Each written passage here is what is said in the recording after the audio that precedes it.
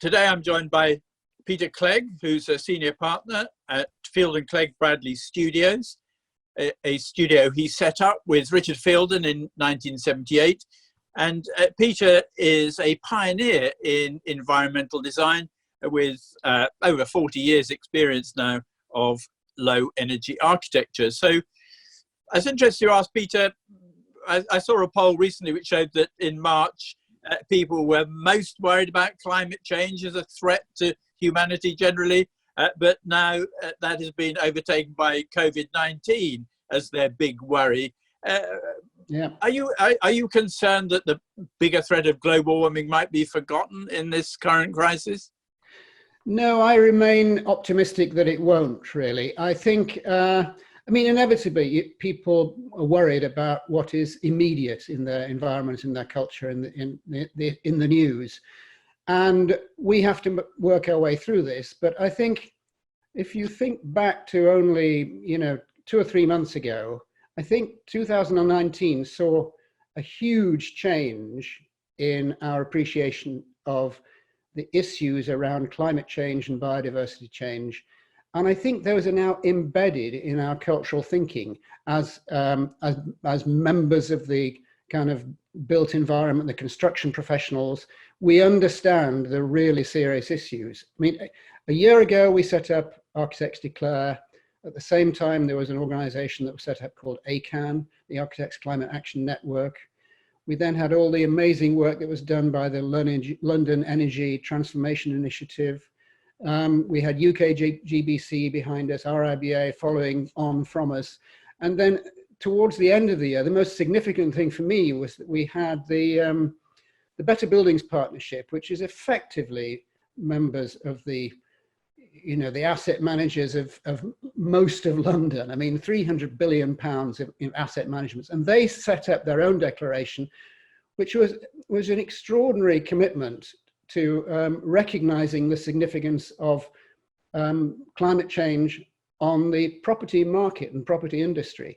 And they set themselves really robust targets and a reporting methodology saying how they were going to meet those targets.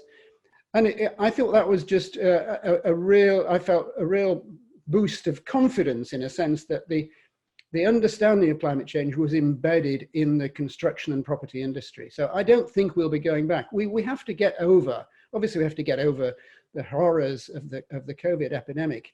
But I think the other thing that will help us really is that an understanding that COVID comes from the same issues as the climate and the biodiversity crisis, really. I mean, it started because we have an appalling record of the way we deal with animals.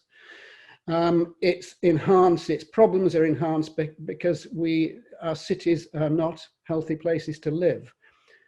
And so recognizing the fact that the COVID epidemic is actually part of the problem, part of climate change, part of biodiversity problems, is I think is going to help us tackle the issues in the future. So I feel optimistic that once we feel a little bit more secure about ourselves in relation to the health crisis, we will get back to the more crucial issues of the climate and biodiversity crises. And I guess people might realize that we do live on a very fragile earth at the moment and we need to look after it.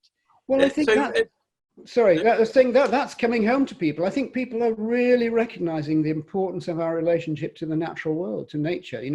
People, I feel so fortunate here that I'm looking out onto my garden, and I've got the sunlight and there's birds and trees and whatever. And, I feel really sorry for people who don't have that privilege. And somehow we have to design that more into our cities so that people can live with and understand nature better than they did previously. So has Architects Declare managed to sort of keep the pressure up during COVID-19? It's extraordinary what's happening, yes. I mean, we had our first meeting, our first international meeting, Zoom meeting a couple of weeks ago. We had 40 people or so from around 13 countries of the world. From the time zone, managing the time zone was quite a problematic issue, but we had people in Vancouver and people in Sydney. and everywhere else in between, and sharing notes as to how the international members of the Architects Declare movement were facing up to the issues in their own particular countries. And it was just really heartening to see that international cooperation happening. And we have nearly 5,000 members worldwide now, and it's extraordinary that this, the original 17 declarers that came from an initiative from Steve Tompkins, Michael Pauling, then the 17 Sterling Prize declarers, then we made our declaration, and we're now nearly 1,000 members in the UK. We're setting up regional groupings, so we'll see that happening, unfolding into the regions, but both in Scotland and Wales, but also the regional centres. And we're sticking to our guns as a campaigning organisation rather than a membership organisation, because that gives us the freedom to do what we think is most important. And so recently, for instance, we've been urging all our membership to sign up to the zero rating VAT on the upgrading existing buildings. We've been urging our members to sign up to the against the government banning structural timber in buildings, which could happen if it really goes the wrong way for us, because there's no way that we can meet the embodied carbon requirements that we have set ourselves as targets if we can't use a lot more structural timber.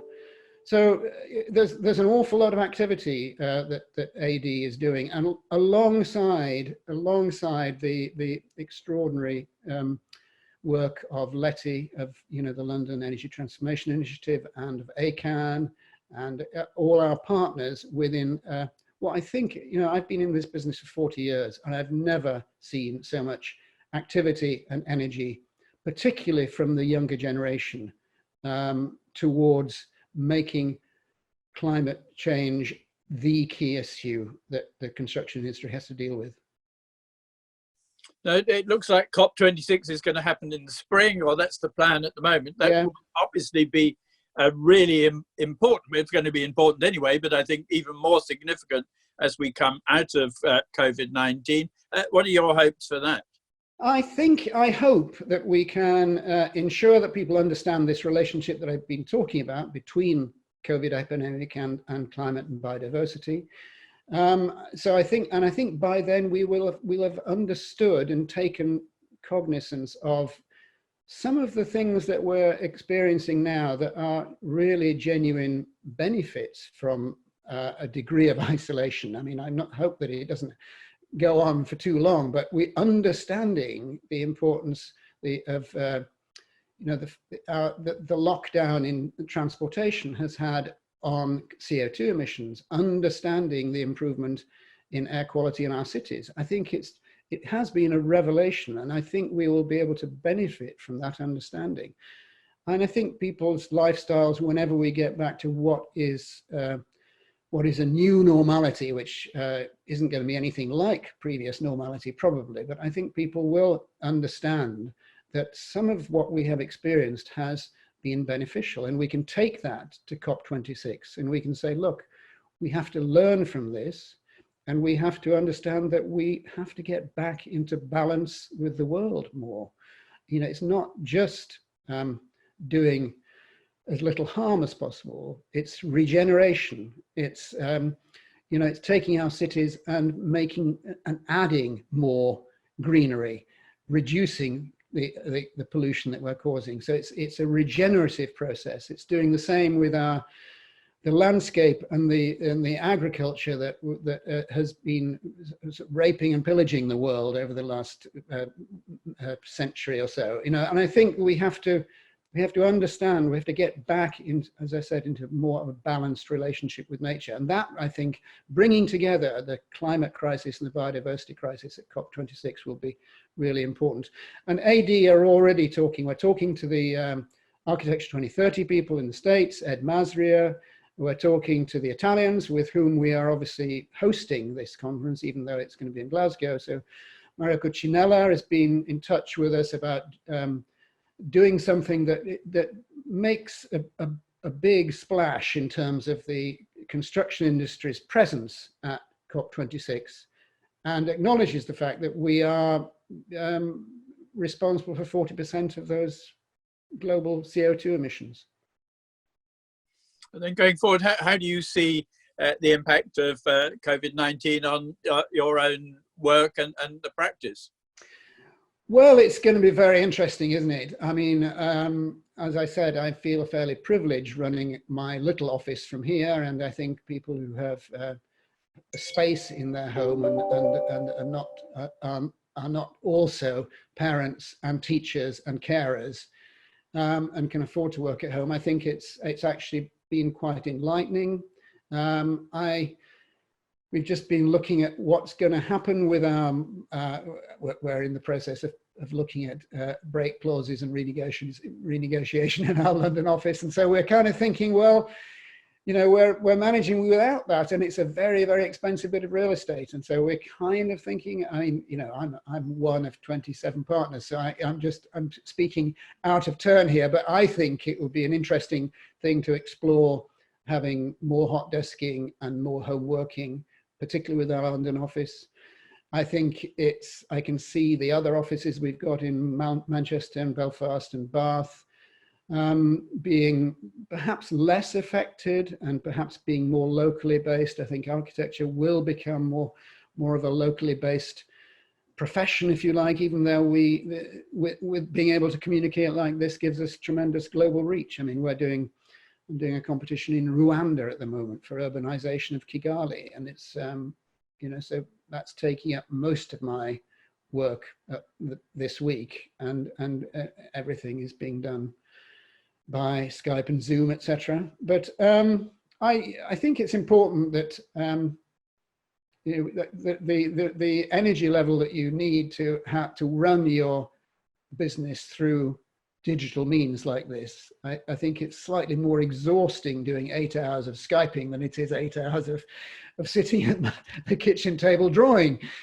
which is what I prefer to do. So I think, and I also think it's really important to be able to have those face-to-face meetings that are necessary to keep the creative juices flowing. But I think it will be perhaps more of a kind of an indulgence to do that rather than working at a distance and avoiding all the carbon emissions. I mean, I think, you know, my 2 days a week in London may go down to 1 day a week, and that will be quite a big significant chunk off my carbon footprint, even though I'm traveling by train. Well, let's hope we do pick up all these positive issues coming out of COVID-19 and, as you say, create a better balance between the way we live and the way we impact on our planet. So, Peter Clegg, thank you very much indeed.